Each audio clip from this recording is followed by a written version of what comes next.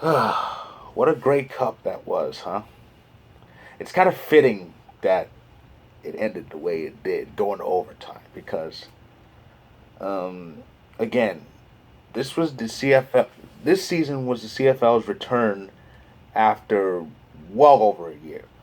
There was no 2020 season because the ongoing, and yes, ongoing pandemic, um, and they got a late start in August, and the season started with the Winnipeg Blue Bombers and the Hamilton Tiger Cats, the same two teams who played the last game, CFL game before the shutdown back in 2019, which was the 107th Grey Cup.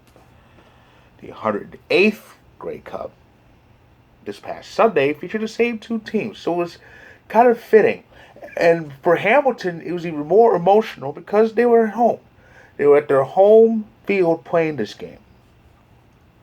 First time since 2013 that a team actually played the Grey Cup on their home field. And Hamilton was looking to end their drought. They entered as the only team not to win a Grey Cup in this century. They have the longest drought. They hadn't won since 1999.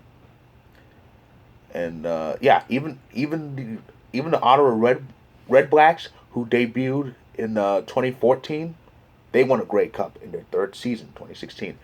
Um, but yeah, it was a good game. It started off slow. It was still Winnipeg was up 7-0, but not via touchdown. Two field goals and a single. And but Hamilton took a halftime lead. They actually rolled to a big size lead, but then the Bombers, showing why they were the defending Grey Cup champions, bounced back, and they ended up forcing overtime. And this is the first overtime in the Grey Cup since 2016. The same one won by Ottawa. Winnipeg won the toss. They went first, got the touchdown and the two. When it came Hamilton's turn to match it, because they had to match it, their pass, I think it was a second down, I think it was a second and long, second and 18. That pass intercepted, and their celebration. What a way to end it. So they did it. The Bombers repeated as Grey Cup champions. This is their 12th Grey Cup overall. They're third they're third all time behind the Argonauts, who have 17, and the Elks, the renamed Elks, who have 14. Um, first back to back champions in over a decade. The Alouettes were the last ones to win two straight. It's been about 40 years since anyone's three-peated. But yeah, there has been a three-peat in the Grey Cup, unlike the Super Bowl. I think the Eskimos, I think I read this, they won five in a row at one time. But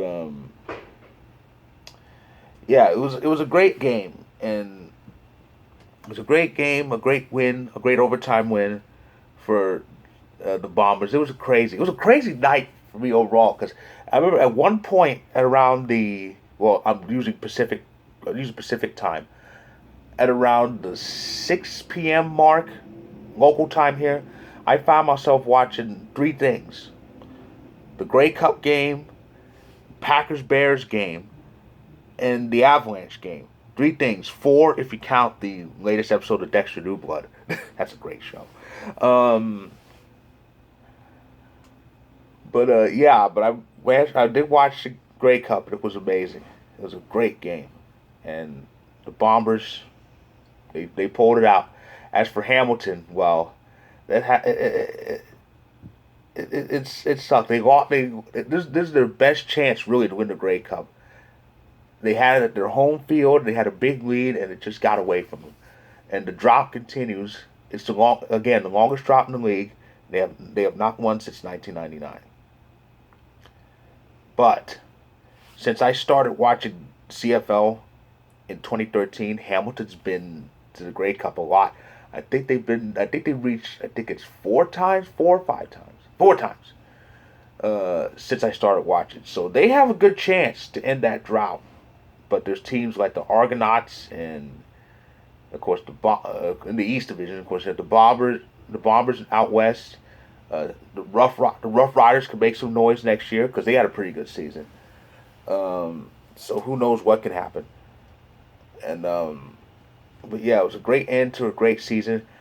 I would think next year they would return to a normal schedule, 18 games. Labor Day being Labor Day classics being mid season. Because this season was short. Labor Day was early in the year, and yeah, that's how a standard CFL season goes. CFL season usually starts around June,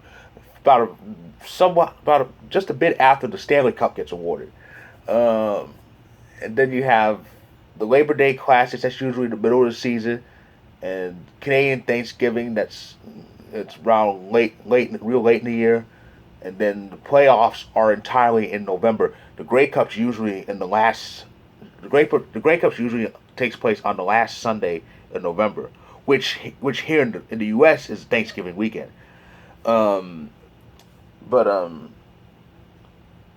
but yeah, we should see a normal schedule next year from that point on, and of course the 109th Grey Cup will be in Regina.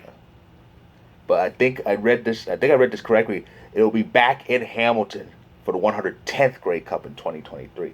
But yeah, the next Grey Cup game will be in Regina, Saskatchewan. So yeah, and that's yeah. So that's gonna be it's gonna be a fun season. I do love the CFL. The Canadian game is fun. It's thrilling. The different rules make it so awesome.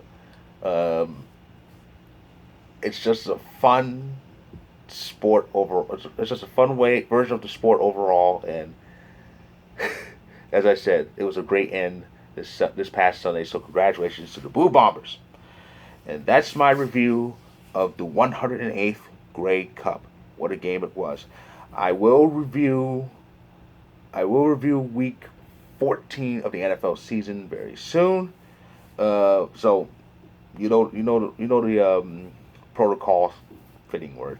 Uh, if you like this, if you like this video, click the like button, click subscribe if you want more of this. My story on Vocal about Sunday's Grey Cup Championship will be in the description below. So check it out, give it a read.